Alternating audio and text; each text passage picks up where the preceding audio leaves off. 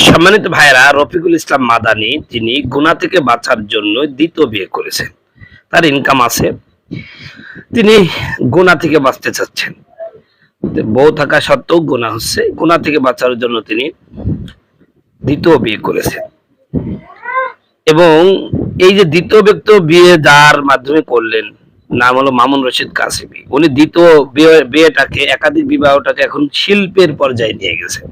আর এটাই তার income source. দ্বিতীয় বিয়ে করিয়ে দিয়েই তিনি ইনকাম করে খান। তো আজকে আমরা কোরআন হাদিস থেকে দেখব যে দ্বিতীয় বিয়ের বিষয়টা কেমন ইসলামে। দ্বিতীয় বিয়ের বিষয়টি শুধু শরীয়তের অনুমতির দিক থেকে নয়, বরং উর্ফ, সমাজের প্রচলিত রীতিনীতি ও বাস্তব পরিস্থিতির আলোকেও বিবেচনা করা অত্যন্ত জরুরি।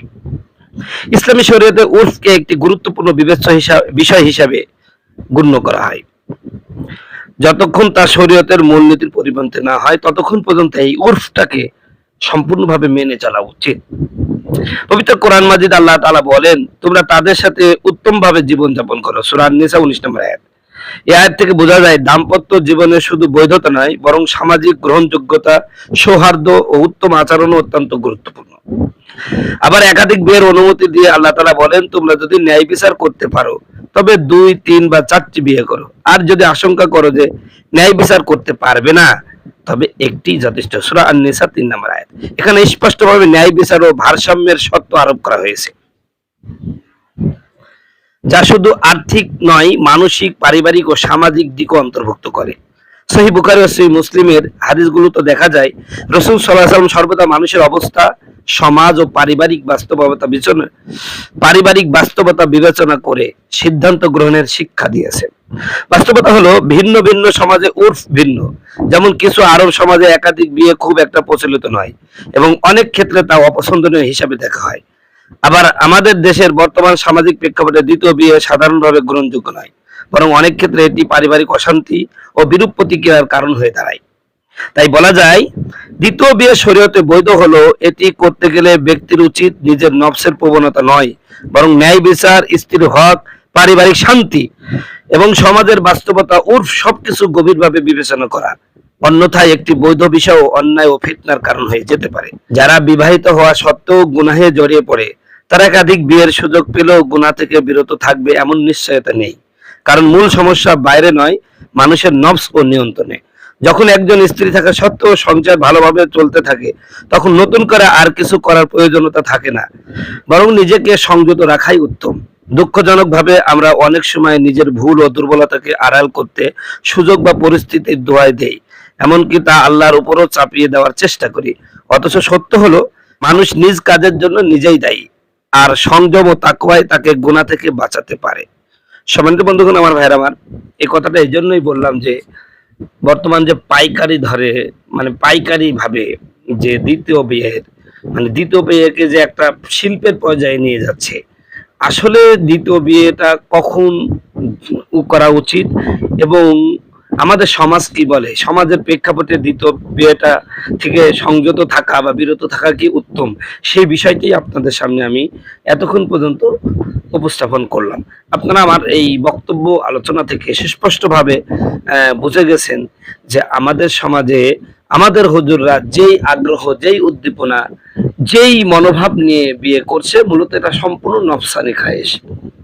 এখানে যে আল্লাহ পাক দ্বিতীয় বিয়ের ব্যাপারে যে ন্যায়সঙ্গতা, ন্যায়পরায়ণতা, আদলের কথা বলেছেন, এখানে কোনো তাদের তোয়াক্কা নেই। আপনি এদের খোঁজ নিয়ে দেখেন, কেউ আদল কায়েম করছে না, বরং শুধুই নফসানি খায়েশ এই পূরণ করছে। এরা নেতা নেত্রীতে দেখছে যে নেতারা বিভিন্ন ভাবে তারা করছে, এখন এরা তো পাচ্ছে না সেইভাবে, এই জন্য ওরা এই পদ্ধতিটা অবলম্বন করেছে।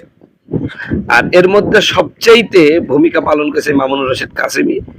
সে নিজেই একজন ধোঁকাবাজ এবং অসংখ্য মানুষকে সে ধোঁকা দিয়েছে। এবং আমাদের সমাজে, যেহেতু আমাদের এলাকায় বাড়ি, সে এখন আমাদের এলাকা ছাড়া, তার এই সমস্ত মানে নিন্দনীয় কাজের জন্য আমাদের এলাকায় তাকে ছাড়তে হয়েছে। তো আজকে রফিকুল ইসলাম মাদানী, যে শারীরিকভাবে কিন্তু একেবারেই ছোট মানুষ, আর যার শারীরিক অবস্থা এই, সে অন্য দিক দিয়ে যে কি হবে একমাত্র আল্লাহ পাক ভালো জানেন।